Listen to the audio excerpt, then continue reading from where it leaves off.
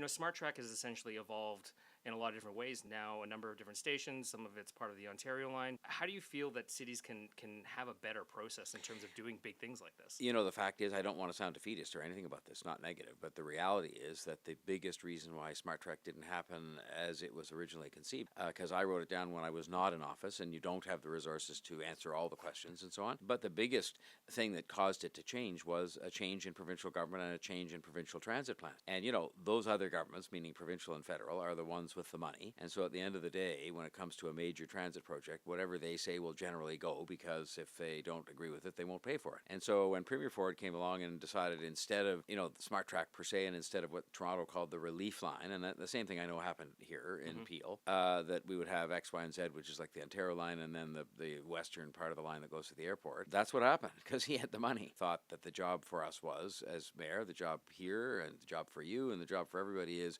find a way to get it done. And you have to do that with the other two governments because they have more of the money.